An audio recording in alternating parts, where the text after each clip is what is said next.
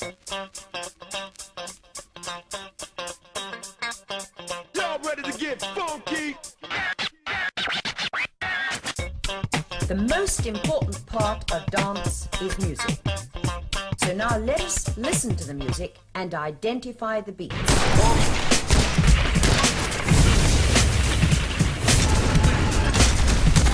But that was too soft.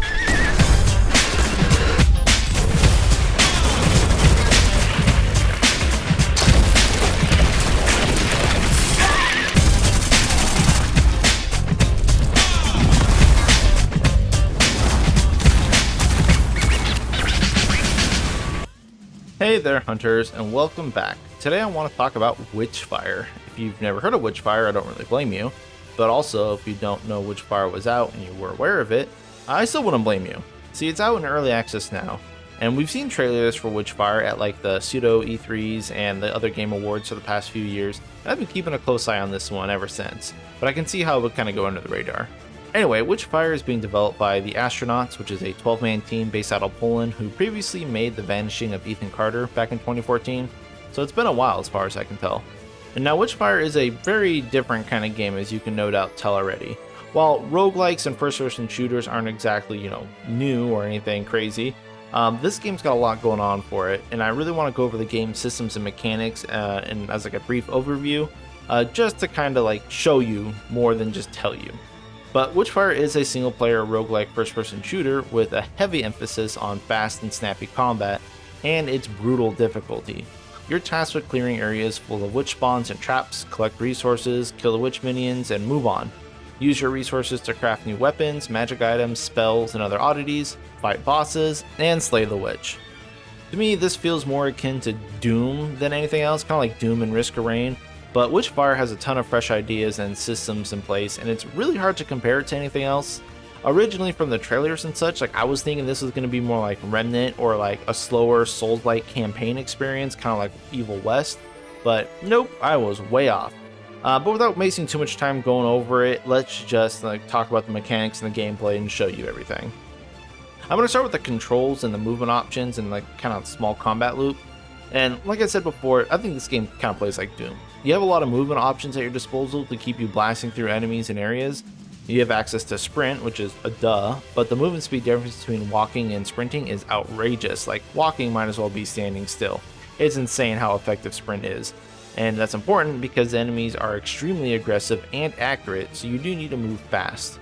Unfortunately, unlike Doom, sprinting is not infinite, and in reality, you have very limited stamina to manage, so you have to be very careful about wasting it and using it when you need to, which we'll cover in a little bit. The player also has access to a jump and a double jump, which can break your falls because there is fall damage here. And jumping actually eats a lot of stamina, so while it is an effective tool to get away from melee attacks, you can't just bunny hop your way around the map. There are also enemies with projectiles that will snipe you out of the air no problem, so you have to be very careful. And then there is a ground dash, which feels identical to Doom's dash, which is probably where I get that feeling more than anything else. And again here, dodge is a great ability to have, but be careful about your stamina consumption. Dashes also have their own trinket slot, which I'll go into further in a little bit, to augment your dashes and add effects to them, which makes it that much harder to maintain your stamina because you really want to use it. And then lastly, we have a slide. While sprinting, you can slide, which I don't particularly like because honestly, just having 4 movement options is kind of a lot for mouse and keyboard because of how your fingers are laid out. And slide appears to be the least useful of the 4, so I seldom use it.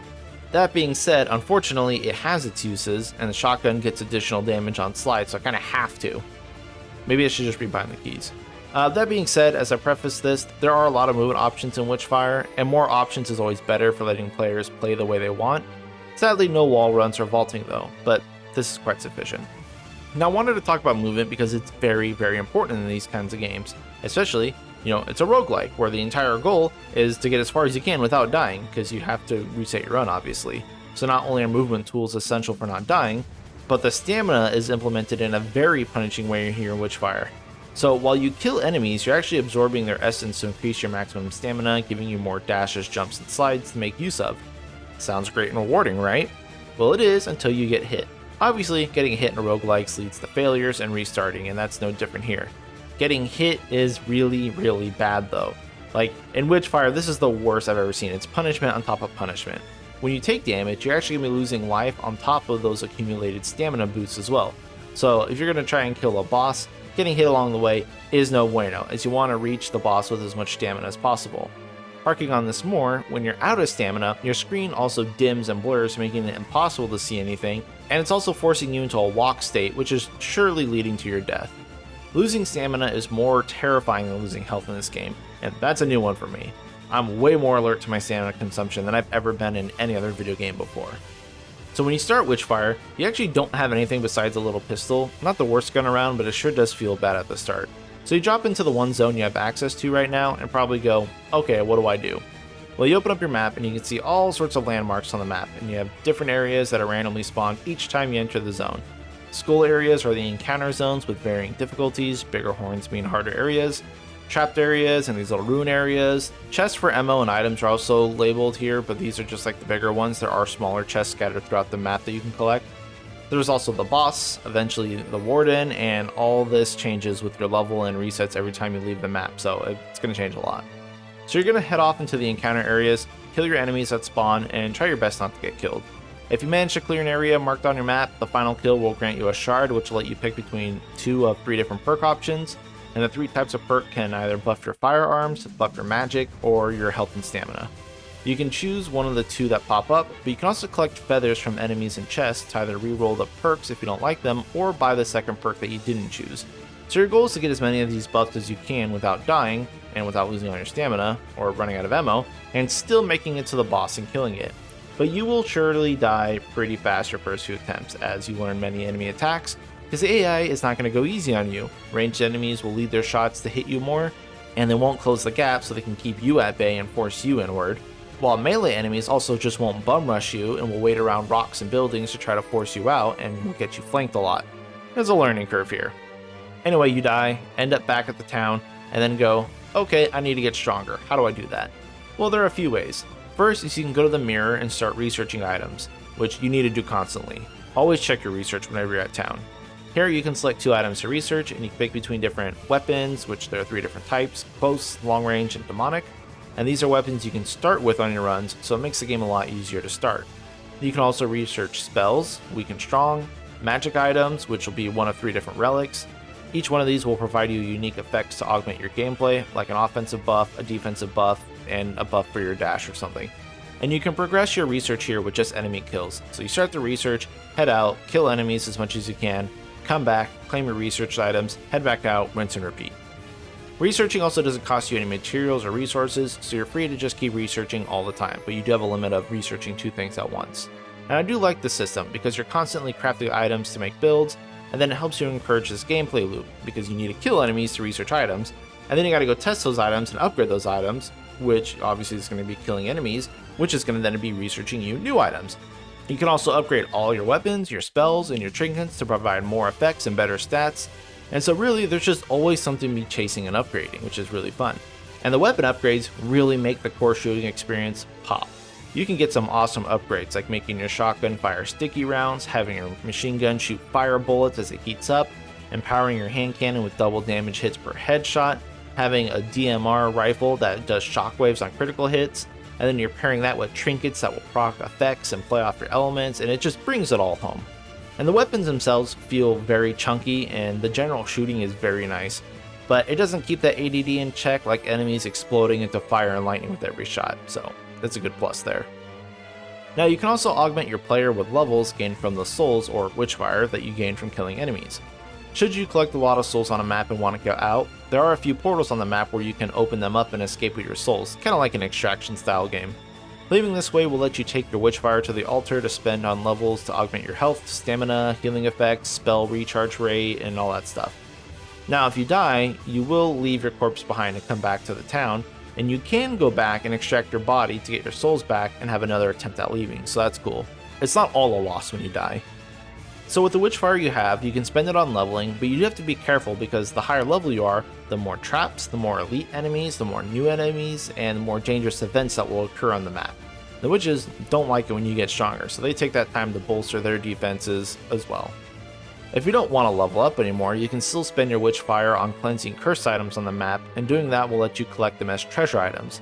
These appear as gold coins when you're researching, so you can spend them on boosting your research speed.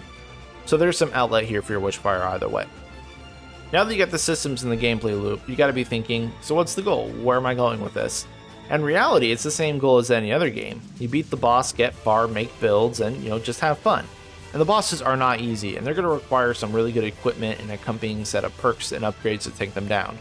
Doing this will unlock the next area where you have new enemies, traps, and challenges awaiting you. And once you've unlocked the second area, you can start from there rather than, just go to the first area and continue on. So you don't have to go through these huge strings of maps eventually. It's just one at a time. So you permanently can start from the second area now. And kind of like any other roguelike, you clear levels, finish the game, and have fun doing it. So that's the overall gameplay, and I wanted to go over it because honestly there's not a ton of information in the trailers, and I still wasn't sure what kind of game it was supposed to be. This is something pretty new, and I'm not really mad about it. It's a lot more fun than I was expecting it to be, and especially from an early access title. And I do want to hammer home that this is very much an early access title, and the dev team is putting out updates constantly since the early access release, but they definitely need more feedback and support to get the game polished, so I do highly recommend checking it out and joining their Discord to get your foot in the door. That being said, for an early access game, there are still dozens of hours of content here, even with the 2 levels we currently have access to. There's plenty of guns, items, and builds to try and make, and also for an early access game, the game performs beautifully. It's buttery smooth, and I do love buttery smooth gunning, and I'm quite impressed with the lack of crashes, stutters, and overall performance of the game. It's awesome, and if they keep this level polished throughout the entire early access title, it's definitely going to be a hit by the time it launches, if it ever launches. So of course I've been talking highly about this game so far. It is excellent, but there are 2 small caveats here that I need to address. The first is that this is an Epic Games Store game. I get it, huge turnoff for a lot of gamers, and if that's what's going to stop you from playing this, I totally understand. It's not ideal, it needs to be said. Also, this early access title is $40, which is basically a full price game. And I get that the understanding is that you're paying for the game now to help through its life cycle, but most people are going to judge the game as is with its current price tag because a lot of early access games don't ever make it to full release. Last Epic is still 5 years in? Still not 1.0. So again, another turn off as it is a hefty sum to be paying to test the game, and because of those 2 reasons, I totally understand why the game hasn't popped off, and it's kind of the reason why I'm hesitant to go out and tell people, it's amazing, go play it now. It is good, but those are 2 big caveats. But with those 2 negatives out of the way, that's pretty much my only complaints about the game right now, and they're not even game related. Now of course, Witchfire is brutally difficult to the point where I don't think that should be the case, and there are some things I want to fix in the game, but that's just number tweaks. It's an early access game. I feel like that can be done, so I don't really want to hark on that too much. But Witchfire as it is right now is showing fantastic bones for a truly special game with a unique twist on the roguelike genre. I'm loving the difficulty, and the gunplay is just spectacular when you get it all flowing right. If you have the means to do so and you're okay with it being on Epic Games Store, I'd say give it a try at least, but again, I understand it's a hard sell as it is right now. So hopefully I can keep you all updated on the game's progress because I plan to stick around with it for the long haul. But that's going to be all for me. Thank you all for watching, and stay tuned for future Witchfire content, and if you want to chat about the gaming in general or whatever nonsense, feel free to join my Discord in the description below. But yeah, peace and good luck out there, hunters.